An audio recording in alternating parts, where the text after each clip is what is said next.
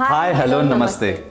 We, Radhika and Rohit, welcome you all to yet another exciting episode of Tejas, a podcast series and an initiative by NSBT. Today we have a very special guest with us. Rohit, would you like to introduce him? Of course, it's a challenging task, but I will try to do my best. Today we have a special guest with us, without whose mention, any story related to Aurangabad's industrial growth is always incomplete.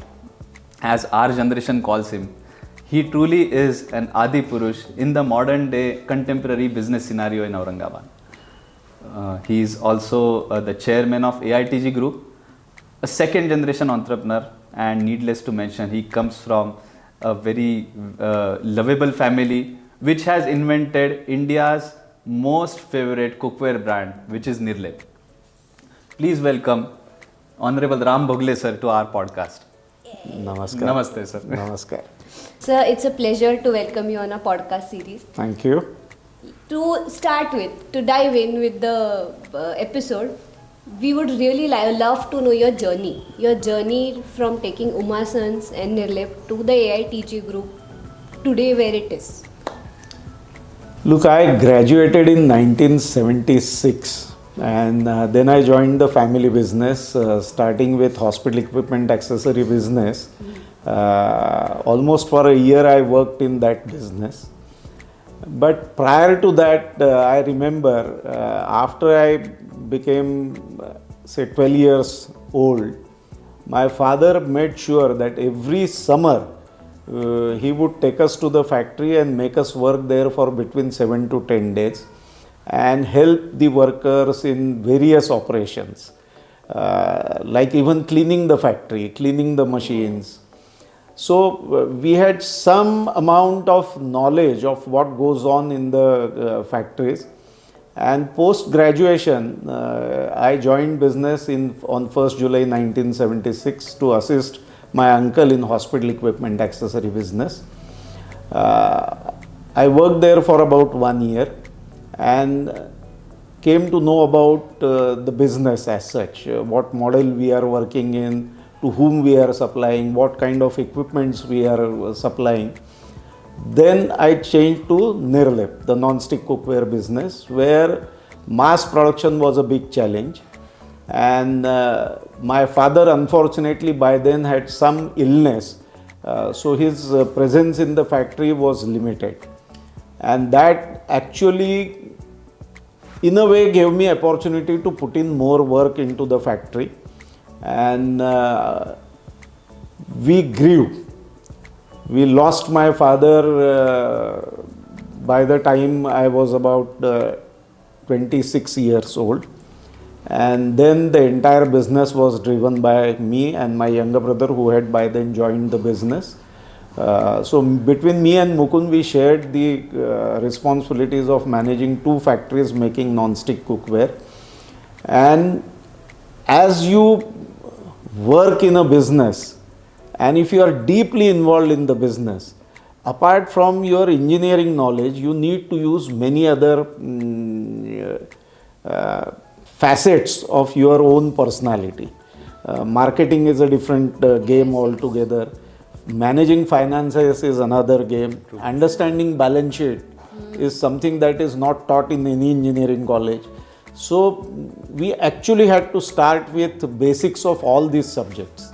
Understanding the marketing, understanding the finances, understanding the man management.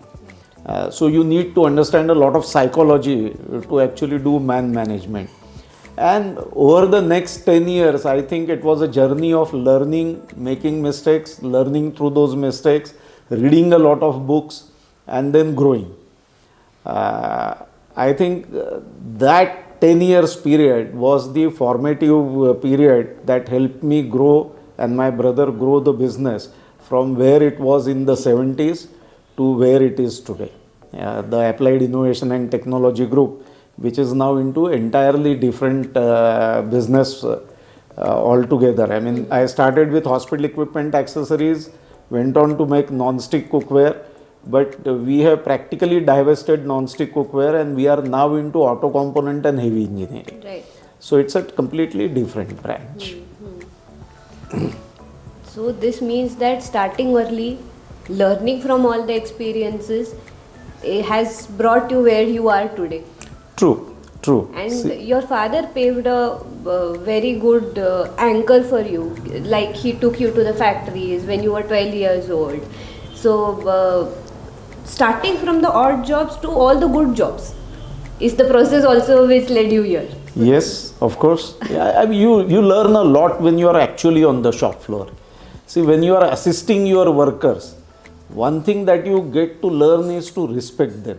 Really, Because they are the seniors and they are telling you to do things. So you may be son of the owner, but you are still assistant on shop floor. So that helps you to actually keep your ego aside and follow their orders, and in the process learn a lot. Sir, you just took us through the journey that you had to come up here, to take Nirlep or Uma Sons to become AITG that it is today. In this journey, while there comes someone who takes a particular business from starting small to a scalable level, it is also important that an ecosystem is also generated in that particular region, which can foster not only a single business but multiple ones, and let other entrepreneurs also go. And having known this, that your father, Honorable Shri Nilkantaji Bhogale, along with Shri Jalan sir, they both had founded AIDA, which is now referred as CMI. And you were the first elected president of the forum. So would you like to take us through this journey, how ADIA became CMI and the contributions that were made? Actually, we migrated from Mumbai in 1961 to start a small manufacturing unit here in Aurangabad. So that was kind of first industrial venture in the city, or maybe in the region, because there was hardly any industrialization prior to 1961. And Jalans had taken a flour mill which was closed. So in 1961 they took over the flour mill and they started operating that flour mill in 1962. Around the same time when my father started manufacturing unit here. And being the only two industrialists in the town, both of them started working together on many issues that they were facing, like power supply, like workers, like other city infrastructure. So ultimately they felt that by 1967-68 there were 8-10 other industrialists who had set up shops in Aurangabad, then Aurangabad, now Chhatrapati Sambhajinagar. So all of them were facing certain issues, and these issues were common issues. So they used to meet regularly, but then they decided that we must have a forum which can interact with the government. And that's how in 1968 they formed Aurangabad Division Industries Association, which was formally inaugurated in 1970. But it was formed somewhere in late 1968. See, that association of people coming together under a banner helped this region to grow. And how did it help? Immediately after formation of ADI, Aurangabad Division Industries Association, the region faced drought situations. Between 73 and 76, power generation was a major challenge for the government because of availability of water. Other was availability of coal, and therefore there were huge power cuts imposed on the industry, ranging from anywhere between 30 to 50%. Aurangabad was just growing then. Some investments had come into the region, and facing 50% power cut would have actually killed the industrial growth of this region. True. So these two gentlemen realized that, and they made a complete study, took a lot of figures from the government officers, and then made a presentation to the government saying that how much power is consumed by backward regions of Maharashtra. So you can talk only of Aurangabad, there were many backward regions. So it was estimated that total power consumption of all the backward regions put together in industry was less than 5% of the total power consumption. So they made a case saying that you are trying on one hand to incentivize investments in backward region. On the other hand, if the industry that is actually operating in the area closes down because of power cuts, then your entire efforts made in last 3-4 years to take industry from developed areas to backward areas would go waste. And ultimately, how much power do you save by 50%? Just 2% of the total power consumed. So it doesn't help you at all in tackling the power shortages. So government took a policy decision not to have any power cuts in the backward regions. And that policy decision helped a lot of industry to migrate from Pune and Mumbai industrial zones to Aurangabad, and a lot of medium scale industry came up in next 4 or 5 years because there was no power cut. Plus there were added incentives, and plus Aurangabad Division Industries Association was acting like a guide, a friend, philosopher and guide for any new industry that came to Aurangabad. So they would take them to government officers, they would take them to various government departments and help them get all the required permissions very smoothly. So the catalyst that ADIA became helped the region to grow and develop the ecosystem. And over the last 55, 60 years, I think that role of ADI, when it has become now CMI, Chamber of Marathwada Industries and Agriculture, has not only remained in advocacy, that is talking to government for getting certain issues resolved. It has now become a destination where people can do their advanced management inputs. A lot of other thoughts come through that. Establishment of auto cluster by CMI, establishment of electronic cluster by CMI, establishment of Magic, that's a startup ecosystem by CMI, has also helped in developing many other verticals and ecosystem for development of industry in the region. I think that was an intelligent move to really jot down over power outage, not having that done in this region, and that's how attract another set of industries which were already there in the developed area. This means industrialization of Aurangabad precisely happened when ADI came into picture or anchored in Aurangabad as such. Actually, well, yes, you could give a lot of credit to Aurangabad Division Industries Association, but I would also give credit to the officers, senior officers and senior politicians involved in the government at that point in time. Basically because these officers were willing to collaborate and cooperate with the Aurangabad Division Industries Association. See, this was not a government department. Right.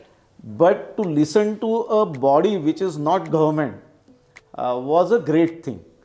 And therefore, jointly, the officers would collaborate and give a lot of information, which would then be interpreted by the industries working in ADI, and they would then come out with solution to a problem. So, raising one problem and telling the government to solve that problem, and actually raising a problem and giving a solution to that problem, is something that has helped this region to grow industrially, because the role of association was not that of a person who is complaining continuously, or an organization which is only pointing out to deficiencies, but it also gave a lot of solutions to the issues that were part of the developing ecosystem of Aurangabad. Then this was necessary for all the industries to have this kind of support from the senior officers here. See, when the industries come to a new area, there are a lot of unknowns. And these unknowns really put a lot of hurdles in way of progress of any new industry. So, those who already know the area, and those who know how to get over these initial hurdles, if they help you, growth of industry becomes smoother, faster. Sir, one follow-up I wanted to ask you about is this. You were the first elected president as far as CMI goes, or then ADI goes, and you were also the former president of MCCI, which is Maharashtra Chamber of Commerce, Industries and Agriculture. Now one forum belongs to Aurangabad, one forum belongs to a bigger city. So how the communication in between these two forums really happen, which is aimed towards betterment of a city which was relatively backward? See, look, to put it right, I mean, I would like to do a fact correct here. I was the first elected secretary of the association, not the president. Okay. After the first elections in 1983-84, Mr. Jalan continued to be the president, and I was the secretary then. See, being a secretary, it gave me exposure to a lot of issues that any developing region faces. And having guidance from likes of Jalan and Mr. Save, who then became the member of parliament from this region, they were senior industrialists.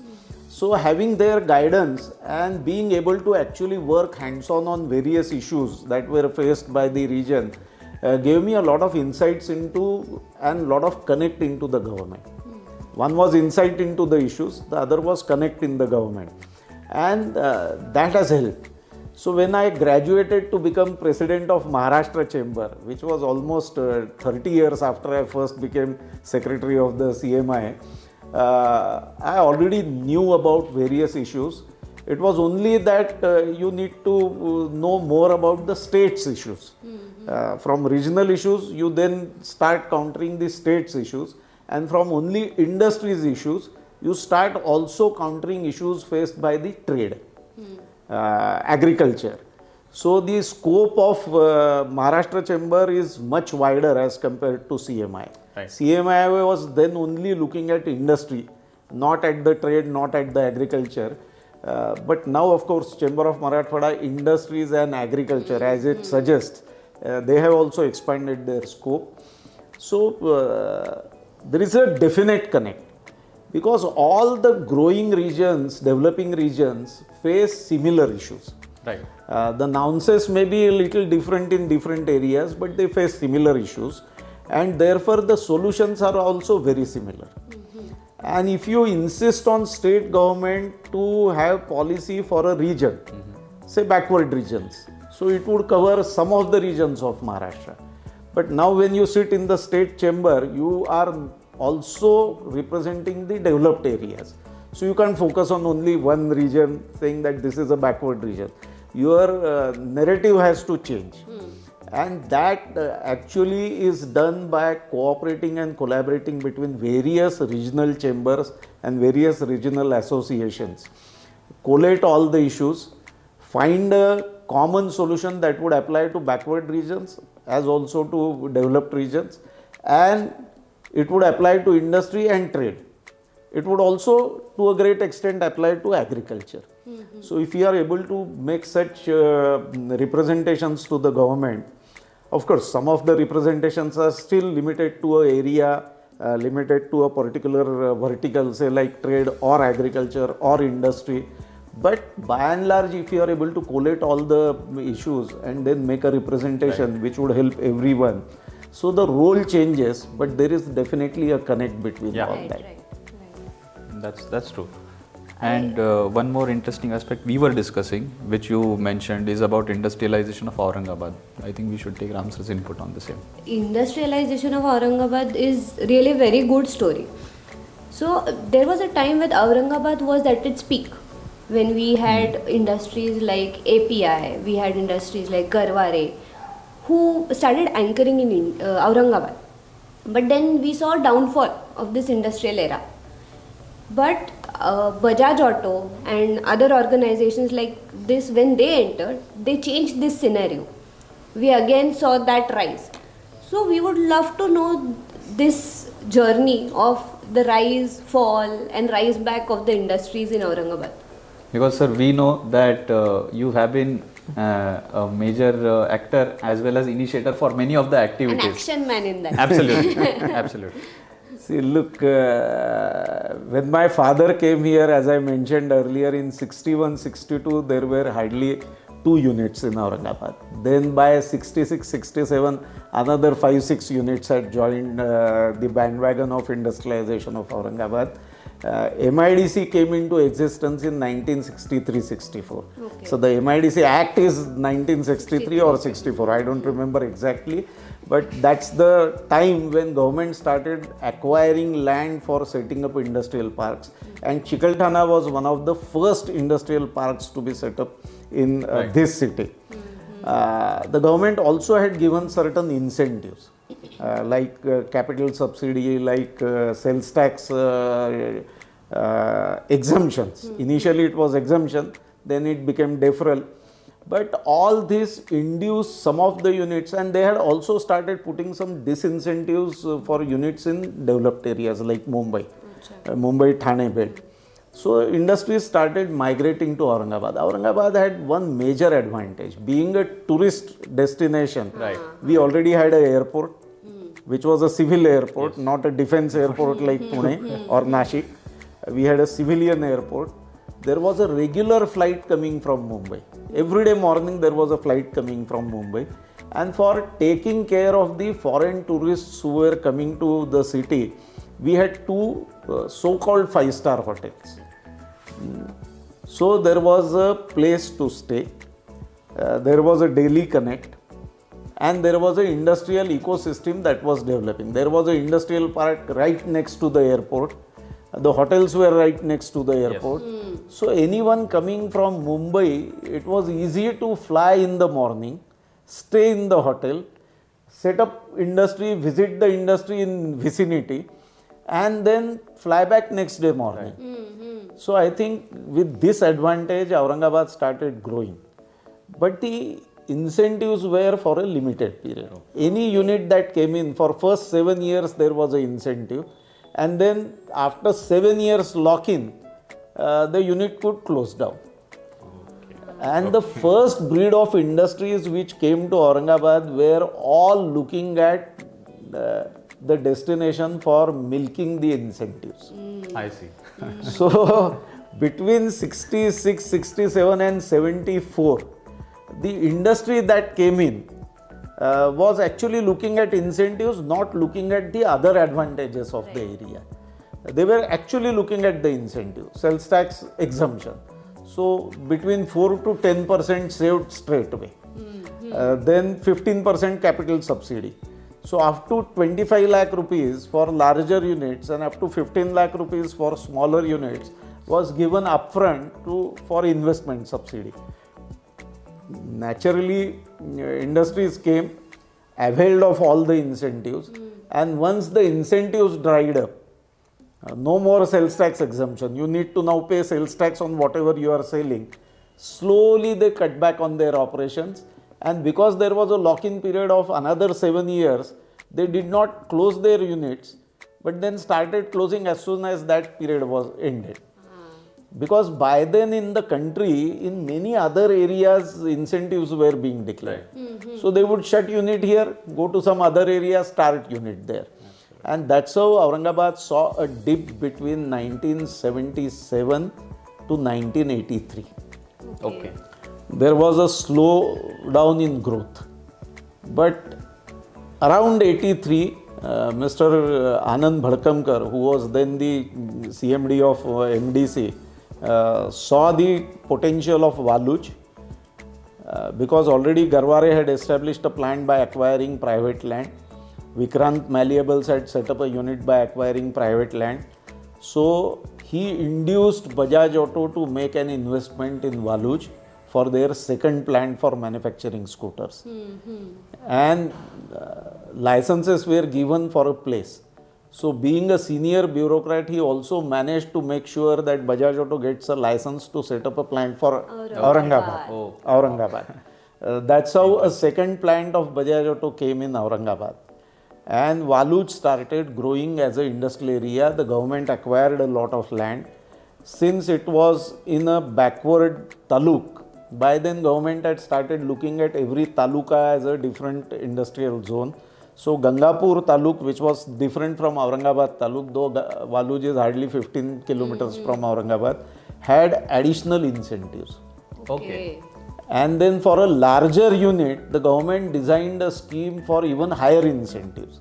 So Bajaj Auto got the benefit of being in D plus zone and also got the advantage of being the anchor project.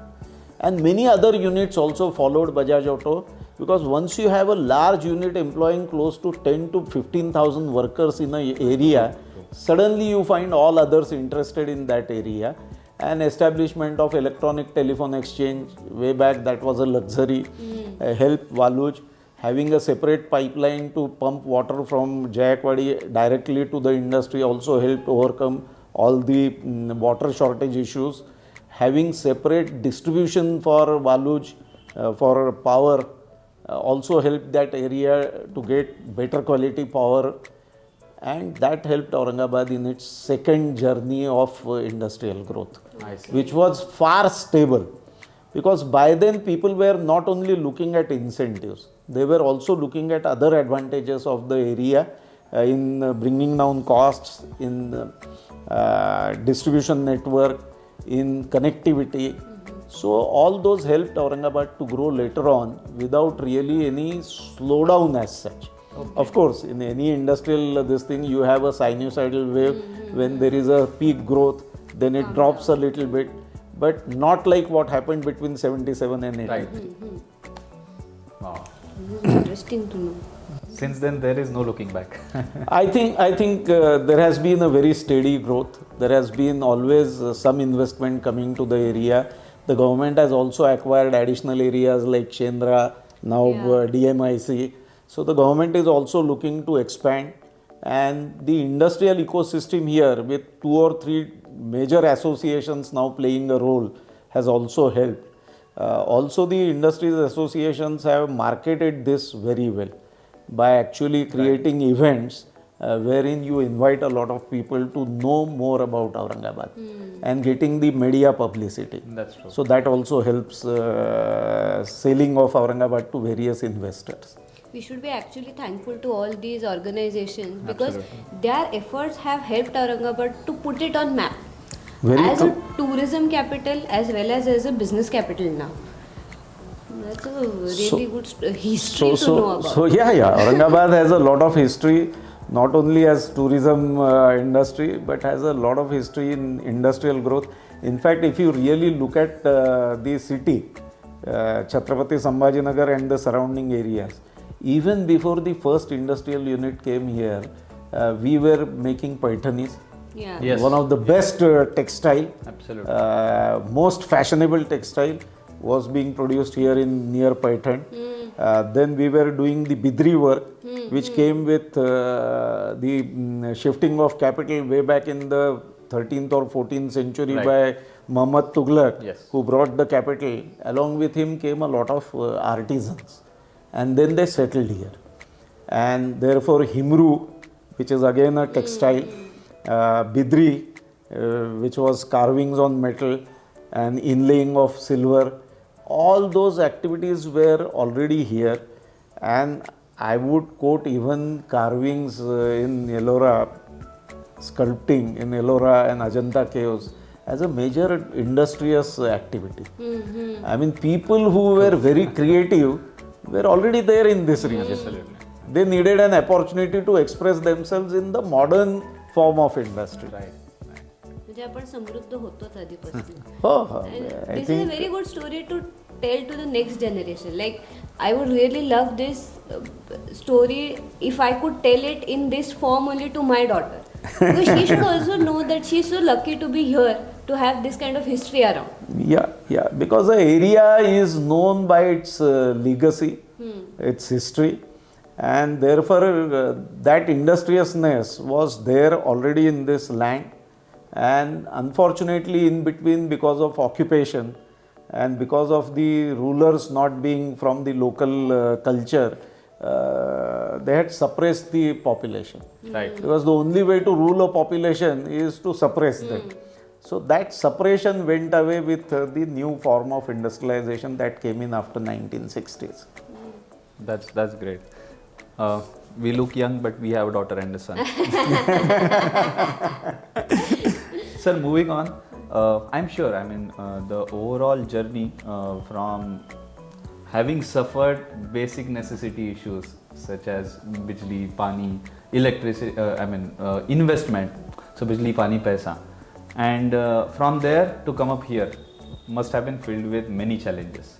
So, any particular challenges you could cite for while bringing Aurangabad or Chhatrapati Sambhajinagar to this level right now? See, the initial challenge that my father used to tell me, which I have not personally encountered, but my father used to always mention that when he shifted from Mumbai to Aurangabad, a small unit, it needed a power connection of 10 horsepower. Okay. Which probably nowadays are used by bungalows like this. But that was the power connection that was required. And he had to move an application to an office based in the city. Then that application went to Amravati. And ultimately the sanction came from Nagpur. So because we did not have the authorities who would do it here in the, and there was one power generating station in Aurangabad which we had 250 HP diesel generating sets. And the power was supplied by those diesel generating sets. So we were not really connected to the grid also. Right. And for every small screw that you needed to operate, there were no hardware shops who would sell hardware here, except maybe paints for building and maybe a few things. Everything had to be brought from Mumbai. So for every small requirement, including tools and tackles, you were dependent on Mumbai, and so were you dependent to sell your products to Mumbai. So that was situation in the 60s. From there, even the banking was not very well developed here.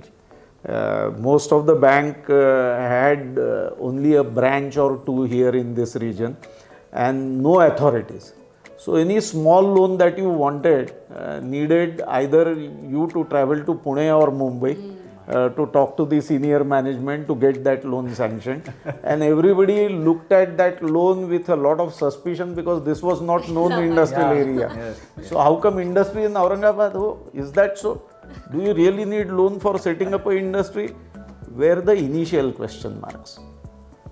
But a lot of local initiatives, a lot of political initiatives ultimately helped the region to grow into a kind of a regional headquarter that it was on paper. But then it actually became a regional headquarter. A lot of offices moved, a lot of offices came here which would help decision making for industry much faster. And now if you look at the entire ecosystem, see the additional, first is construction of Jayakwadi Dam. Yes. Prior to that, we were dependent on a very small lake, now a very small lake, Harsul, Yes. for all our requirements of water. That wouldn't have been enough to even grow 3 industries in the area. But construction of Jayakwadi Dam, connecting to Jayakwadi Dam and tapping water from Jayakwadi has also helped this region to grow because water availability improved. Power availability improved over the period because of setting up of many thermal generating stations in the region and also increasing the capacity to generate. Very interestingly, our city is between Nagpur and Mumbai. Yes. Mumbai is a major power consuming center and Nagpur is a major power generating center. Oh, right. So, when you are actually wheeling electricity from Nagpur to Mumbai, you need to create a lot of infrastructure in between. And therefore, we stand to benefit from that infrastructure because anyway, power is flowing from Nagpur to Mumbai via our city, this region.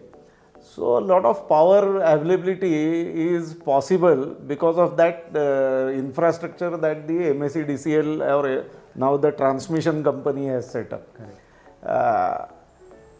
Because this was a tourist destination, as I have mentioned, a civilian airport was already available in this city.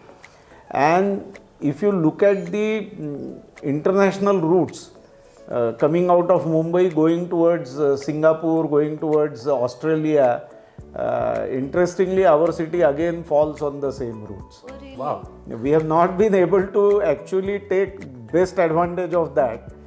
But as the airport develops, which is now what is happening, the building is now of international standards, Yes. but the runway needs to be expanded, which now the government is acquiring land.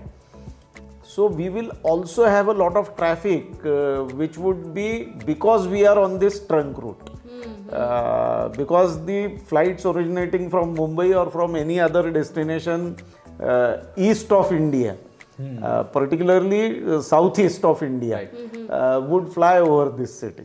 Okay. And therefore, there is a good chance that this will become an international airport. Oh, wow. So, as I said, there are certain locational advantages which the city has, and the local associations, including the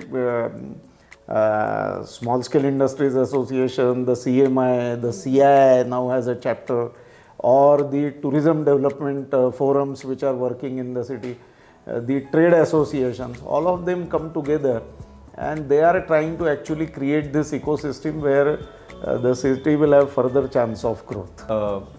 One more thing which gave rise in my mind while we were talking, sir. One major reason or one major issue across many other industrial areas is the phenomenon of stability. So many times it is said that a particular region is not stable. There could be a number of reasons. There could be, as you mentioned, scarcity of electricity, water, basic resources. Scarcity of manpower is another thing. The overall culture in that particular region is a different thing. And now, while being relatively smaller city, still the culture, industrial culture that is there in Aurangabad is very good. So, and I know for reason that yes, I mean organizations and even institutions led by you, led by others, have contributed significantly towards increasing or betterment of this particular aspect, which is culture of industries. So, what really differentiates to set up this culture in Aurangabad? Actually, when Aurangabad started industrializing way back in the 60s, it was a city with a population of about 50,000. And practically everyone knew everybody else. Right. As the industry grew, we have many verticals in which the industry has grown. There is a pharma, there is steel, there is auto component, then there is also the consumer durable sector. So, there's hardly any competition between the industries within the city. True.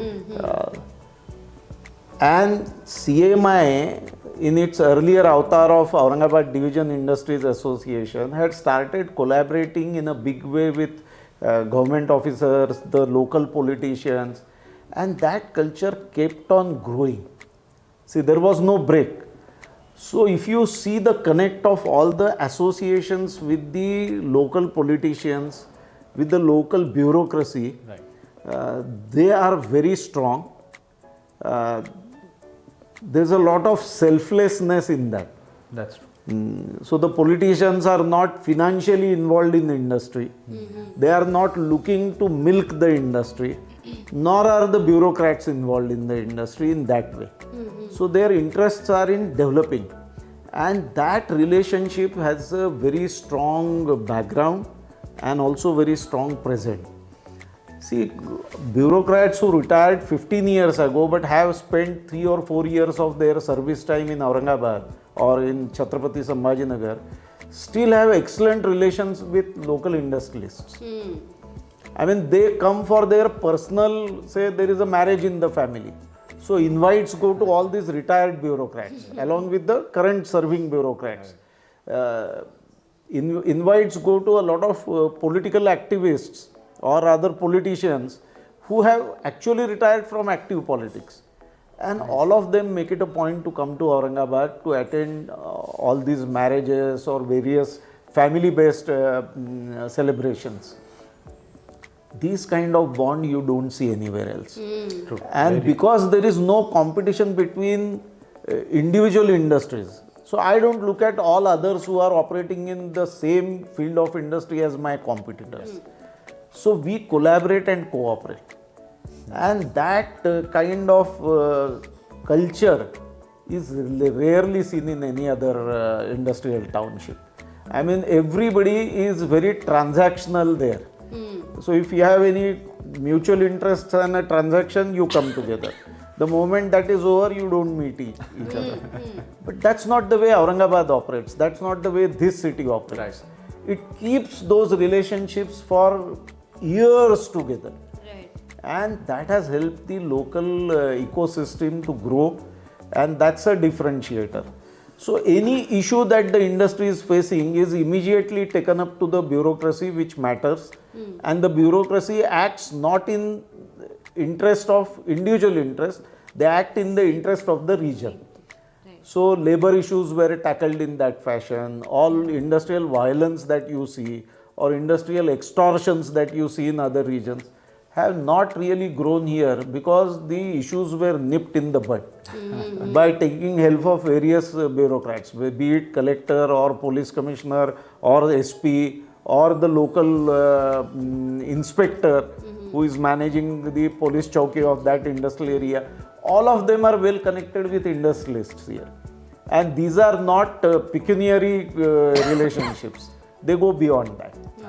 So they are personal relationships with a focus on interest of the region. I think that's the differentiator. That makes this place a far better place to invest. So it's a family of families. Yes. Literally. That's Let great. me also ask you one thing. Aurangabad is known to be a city of mad people.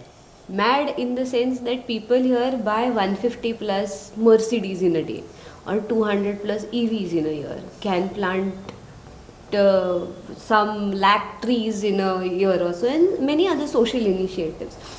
Moreover, the generation which goes outside India to study, we have the highest number of frequency of these generations coming back and wanting to settle down in the city. So what according to you is the X factor of the city which helps them, which brings them back? See, like I mentioned, there is a good collaboration between various industrial families of the city. That's one thing. So this becomes a social network which provides this security. While you are in business, you face a lot of unknowns and a lot of insecurities, and you need some backup. So your closest family is one backup that each one of us needs, but that's not enough always. You need a backup of people who are willing to help you without expecting anything in return, and that kind of environment exists in Aurangabad. And the collaboration is not between industry and industry. Collaboration is not that we are operating 5 steel mills, so there is a collaboration between the steel mills. No. We are operating say 100 auto component industries, so the collaboration is between auto component industries. No. Actually in Aurangabad you will see a very peculiar phenomena where a person or a family running pharma business collaborates with somebody who is running steel mills. And then steel mill fellow collaborates with someone who is doing auto components. Apparently no business connect, but they are still all together. And that kind of a, I would say, cohesiveness of the business community.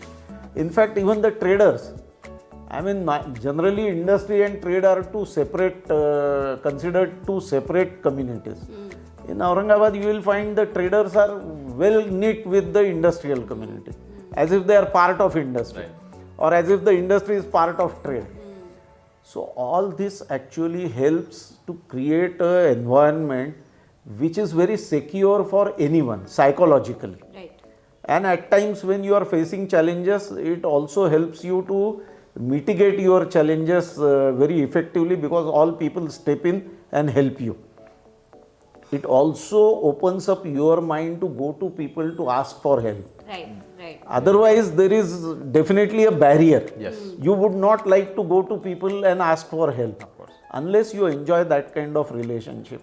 So in this city, people do not mind opening up with their problems to outsiders and seek help, which is readily available. I think that makes people to come back to this city and settle here and do their businesses here, because this kind of environment, family environment kind of is not available in any other place. People believe only in doing business transactions, and once the transaction is over, say thank you and goodbye.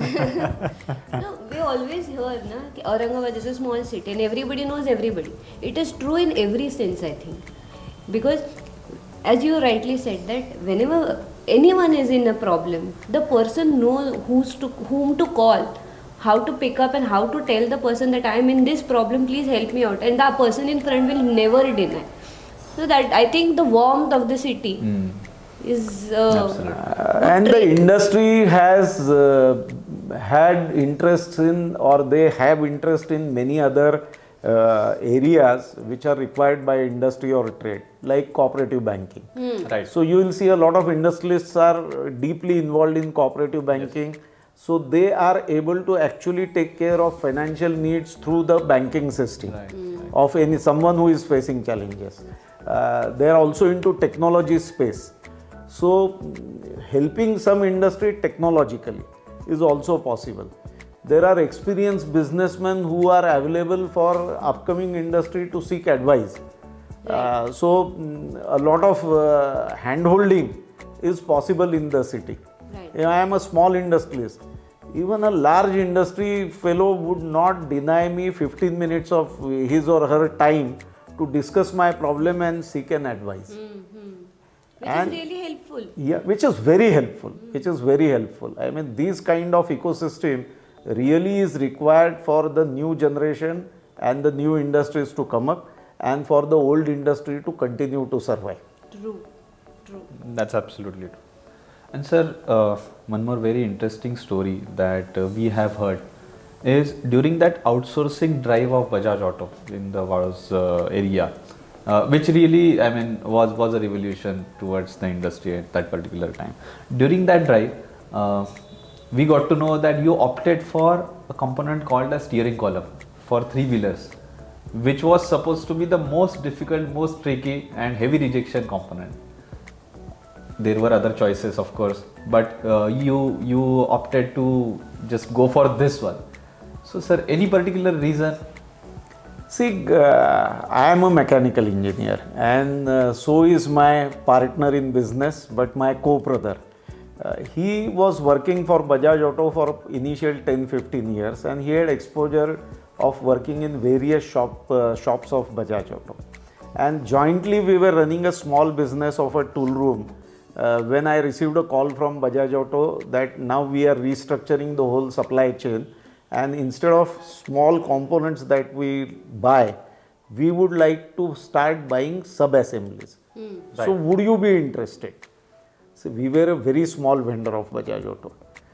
We had a powder coating plant for doing powder coating on wheel rims of scooters. Okay. And that entire activity in a year would be generating a revenue of a top line of about 2 crore or so. So we were one of the smallest vendors. So I was quite surprised when I received a call for industry which required a lot of technology. But being adventurous, I went, I saw all the shop floors, and then I decided that I would pick up this component for a simple reason that it uses 29 processes. Wow. Every single process that's mentioned in engineering is used in that. Be it machining, heat treatment, hydraulic bending, you name it, die casting, gravity die casting. So you have a component including this final finishing, painting. Everything is included in that component. And I thought that having such a challenging component would do two things. One is it would practically eliminate competition. It would practically eliminate competition because people would like to do what is easy to do, not do what is very difficult to do. So that was my first reason to pick it up. The other reason was there were already existing vendors of Bajaj Auto. and some of them were very close to Bajaj family. So I thought that if I pick up a component which is easy to make, then the existing vendors would also be interested in taking that component. So there would be a competition from day one. Because Bajaj Auto need not necessarily give me 100% of their business. They would split the business between 2 or 3 vendors. So I thought this is one component which nobody would easily accept even if offered, and nobody would opt for this component. Wow. So that was my other reason. And as the time passed, initially for Pune they had 2 vendors who were interested in supplying steering column. Okay. And they gave mandate to the likes of Indian Seamless, which was then part of Kalyani Group. Yes. Not Indian Seamless, the other Kalyani Seamless. They were making the basic raw material required for this component, and they entered into making that component and supplying it to Bajaj Auto. There was other vendor who was vendor of Tata Motors and Bajaj Auto. He also entered that field, and we were the third supplier. And Bajaj Auto was also making it in-house. Oh, So in fact the requirement of Bajaj Auto was being taken care of by 4 sources. Right. Over the next 10 years, we were the only source left. Wow. Bajaj Auto stopped manufacturing, Kalyani's exited the business, and the other vendor incurred a lot of losses and closed down. Wow. So this one component, and then we have now become a single source for most of the 3-wheelers. Whether it is TVS or Piaggio or Scooters India or other small manufacturers. I mean, we practically supply this component to everyone. So the most difficult component, we are practically a monopoly. That's nice. That's something to learn for all of us, how smart risks are taken. More the risks, more the gain. We lost a lot of money in the whole bargain. There were many major difficulties that we faced because the component is very tricky. But I think if you stay put at it, overall balance sheet is on the positive side. It's not on the negative side. That's what it counts. Sir, now as it is very famously said that pehli generation jo hoti hai, so that really excels into the business. Second generation happens to stagnate the business, and third generation then destroys the business. Now, I mean, amongst very handful of examples, Bhogale family is one such leading example that is growing the business through the third generation and beyond. Sir, what is the secret? See, the world over studies say that the first generation is hard pressed to make that business successful because they come from nothing. And it is a matter of survival for them. So they work extra time and take extra efforts to grow the business. Also their expectations from business are minimal, just the survival. Yes. So they would put back all the capital back into business because on personal level they would not spend much. And that helps the business to grow financially and also in its influence and size. The second generation inherits the business. So the amount of effort they need to put into that business is much less as compared to the first generation. And by the time the business passes on to the second generation, a level of stability is already achieved. So you are not hard pressed for survival in second generation. So naturally your efforts are not going to be as much as the efforts put in by the first generation, which actually has a life and death situation. Yes. That's not there in the second generation. And normally the third generation actually inherits the business with a silver spoon. So their efforts are even lesser. That's one fact. The other is, when the business is small, the promoter has everything in his mind. He has put his fingers in everything. So he has experience of managing everything, and knows everything hands-on. So his decisions, though they may appear impulsive, are actually intuitive. Because he has information about everything. As the business grows in size, the promoter cannot be involved in every small thing that's happening across the business. True. And therefore, from being intuitive decision maker, he becomes kind of impulsive decision maker at the end of his career, over the period of maybe 30 years, 40 years, whatever. And the second generation has not done everything hands-on. So they are dependent on the information that they receive. Right. So their decision making is simply not intuitive. Yes. It is by and large impulsive. By and large. There are second generation entrepreneurs who put in equal amount of efforts and become intuitive in their decision making.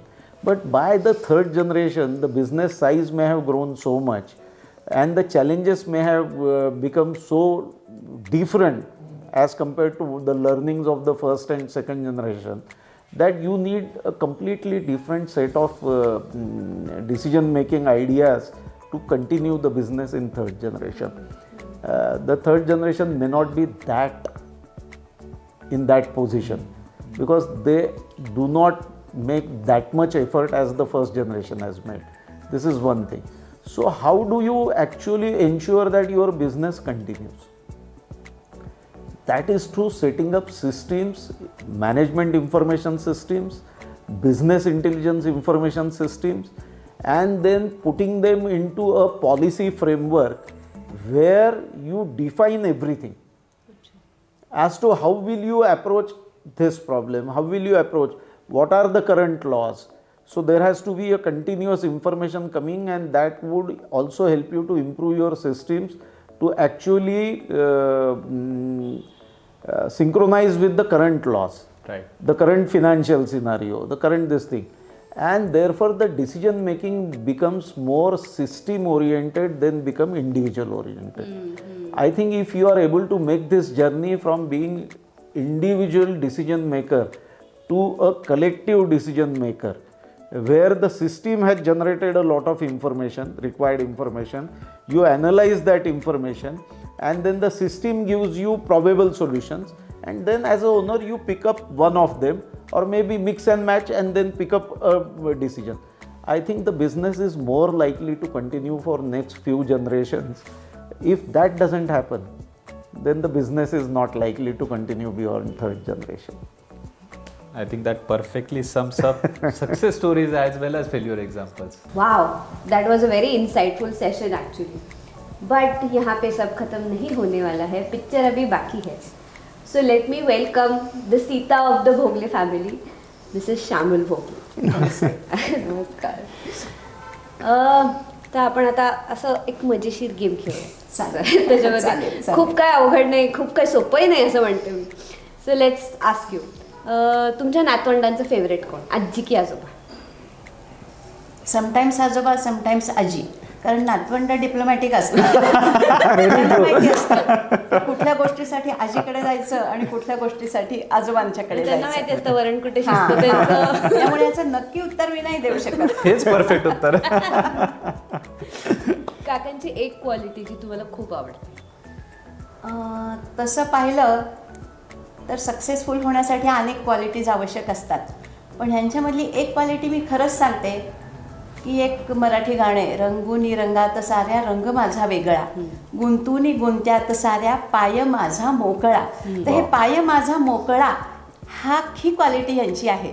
सगळं करत असतात पण अलिप्त सुद्धा असतात सगळ्यामधनं. क्या बात आहे. हे माझं आहे, ते माझं आहे, मी हे केलंय, मी एवढी अचिव्हमेंट माझी आहे, असं जरी असलं तरी माझं काहीच नाही आहे, मी काहीच केलेलं नाही आहे, असं ते सतत म्हणत असतात. आणि हेच यांच्या यशाचं गमक आहे. वा, ॲब्सोल्युटली ट्रू. छान. आता खूप विचार करणारा आणि एकदम अवघड प्रश्न विचारते मी तुम्हाला. अशी कोणती क्वालिटी आहे काकांची ज्याच्यावर त्यांनी काम केलं पाहिजे असं तुम्हाला वाटतं? कधी कधी एखाद्या ठिकाणी बोलायची गरज असते पण हे बोलत नाही. पण मला असं वाटतं की हे थोडेसे शाय आहेत की काय, किंवा त्या वेळेपुरते होतात की काय. बोलायला हवं असतं पण तुम्ही बोलत का नाही त्यावेळेला. पण इव्हेंच्युअली मला समजतं की न बोलणंच बरोबर होतं. पण मग मी ही क्वालिटी चांगली पकडू ना. चांगलं पकड. मग इम्प्रूव्ह काय करायचं. मला त्यावेळेला वाटत असतं की हे इम्प्रूव्ह व्हायला पाहिजे. त्यावेळेला बोलून टाकायला नको काय ह्यांनी, असं वाटत असतं. असे अनेक विषय असतात. सामाजिक संस्थांमध्ये काम करताना, इव्हन फॅक्टरीमध्ये काम करताना असं वाटत असतं की पटकन एक तुकडा मोडला पाहिजे, गरज असेल तिथे. पण हे असं कधीच करत नाहीत. त्यावेळेला मला वाटतं की ह्यांनी सुधारायला पाहिजे, पण त्यांचं कदाचित बरोबर असतं. तुमचा फेवरेट पदार्थ म्हणशील तर मला गोड जास्ती आवडतं. देवा. आणि गोडामध्ये काय असा जर विचार केला तर मी आंब्याच्या सीझनची वाट बघत असते ॲक्च्युअली. म्हणजे आमरसच आवडत असावा. आणि तुमच्या हाताचं काकांना काय आवडतं. हो, काय बरं आवडतं. न आवडणारेच पदार्थ जास्ती असतात. हे त्यांनाच विचारावं. हा कॉन्फिडन्स.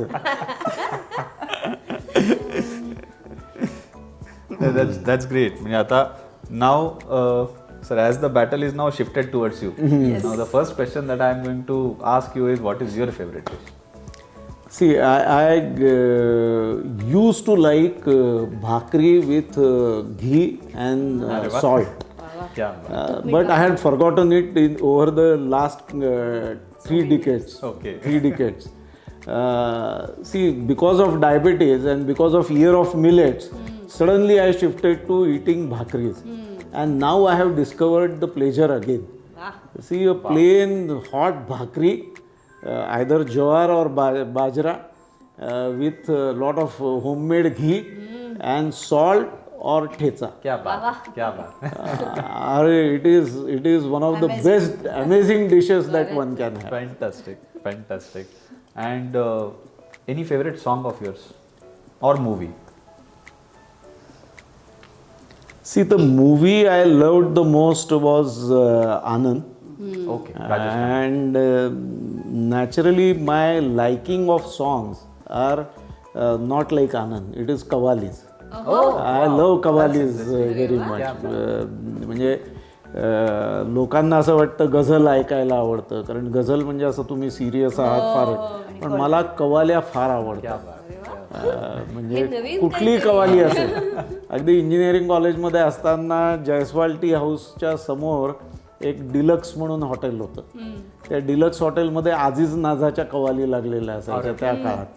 म्हणजे मी चहा प्यायला जयस्वाल टी हाऊसमध्ये बसायचो, पण कव्वाल्या डिलक्सच्या ऐकायचो.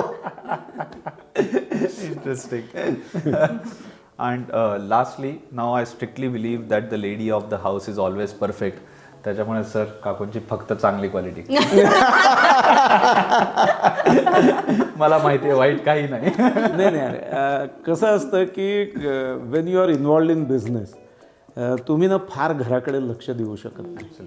म्हणजे अनेक वेळा लक्ष देऊ शकत नाही म्हणण्यापेक्षा अनेक वेळा दुर्लक्ष असतं तुमचं, आणि त्याचा राग कुठेतरी गृहिणीला येतच असतो की जिथे मला गरज आहे तिथे हा सद्गृहस्थ उपलब्धच नाही आहे.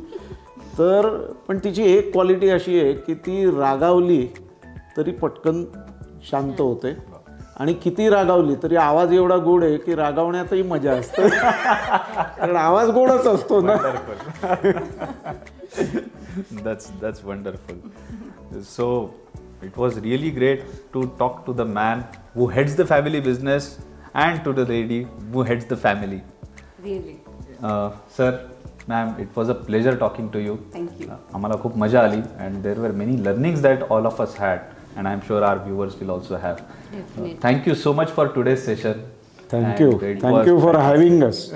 Actually, there's a lot to talk about, but then you hardly get an opportunity to express. So thank you for giving me that opportunity. It's our pleasure. So, to end this session up, I would like to thank NSBT for giving us this opportunity to host Tejas, this wonderful podcast series, and to all the viewers for staying tuned. Stay tuned ahead as well. We will be coming up with the next episode very soon.